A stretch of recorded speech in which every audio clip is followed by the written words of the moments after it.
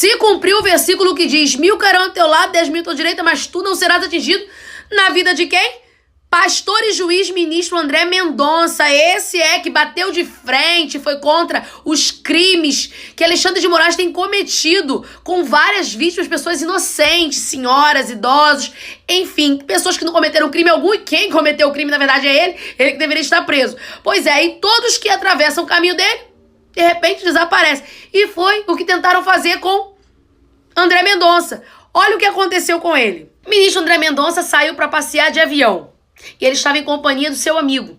Mas ele recebeu uma ligação que ele não entrasse nesse avião, porque esse avião estava sabotado, ou seja, ele iria sofrer um acidente de avião. O mesmo que aconteceu com o outro ministro, Teori Zavascki. Olha isso, boatos em Brasília de tentativa para matar o ministro André Mendonça, repetindo o que foi feito com Teori Zavascki, o ministro justo e honesto que foi o responsável de abrir um inquérito para investigar 47 políticos suspeitos de fazerem parte do esquema de corrupção da Petrobras. De Moraes ingressou no STF após a morte do Teori Zavascki. E é aí que a coisa fica interessante. O delegado Adriano Antônio, que era chefe da Polícia Federal em Angra dos Reis, abriu inquérito para poder apurar as causas da queda do helicóptero que levou à morte de Teori Zavascki. Só que esse delegado foi assassinado num bar em Santa Catarina, junto com um amigo dele que também era delegado. A alegação foi que houve uma briga de bar. Sei. E para piorar, a Polícia Federal disse que ele já não estava mais à frente desse inquérito, que ele só tinha aberto. Aí o UOL foi apurar e descobriu que era mentira da Polícia Federal, que ele ainda estava assim à frente desses inquéritos e que, para piorar, ela foi tirado de Angra e foi levado para Brasília. Para quem não sabe, Teori Zavascki era o relator da Operação Lava Jato. Ele era o juiz mais implacável com todos os acusados da Lava Jato. Em outubro de 2016, ele nega um habeas corpus e mantém José Dirceu na prisão. Em 19 de janeiro, 3 meses depois, o seu helicóptero cai e ele morre.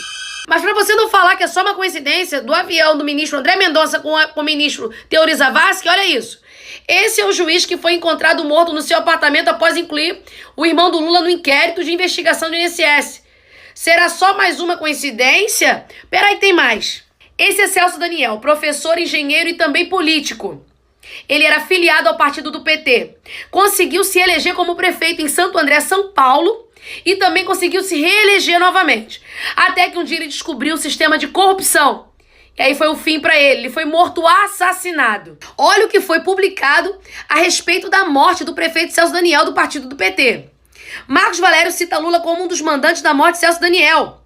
Em depoimento inédito, Marcos Valério contou também que Lula deu aval para pagar o chantagista que iria apontá-lo como um dos envolvidos no assassinato do prefeito.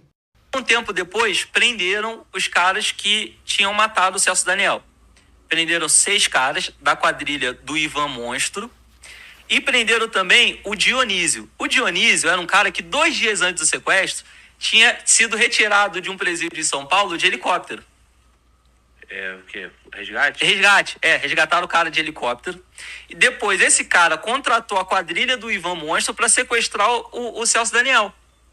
Aí esse Dionísio foi preso 3, 4 meses depois.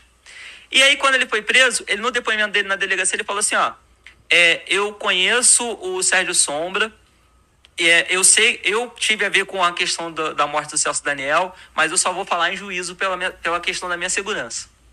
Aí ele no presídio, quando a advogada dele estava conversando com ele, os caras do PCC invadiram a salinha, tiraram o maluco de lá e deram 100 facadas nele. No dia que ele estava passando as informações para a advogada dele para poder apresentar as provas em juízo. Olha como é que funciona a coisa. O cara que era chefe da quadrilha foi morto com 100 facadas no dia na frente da advogada dele, quando ele tentou passar as informações para ela. Mas não, uma série de coincidências. Aí vamos a outras coincidências. Um policial que fez contato com esse Dionísio logo após ele ter fugido da cadeia foi morto. O delegado que abriu o processo do Celso Daniel foi morto. O legista que afirmou que o Celso Daniel tinha sido torturado morreu.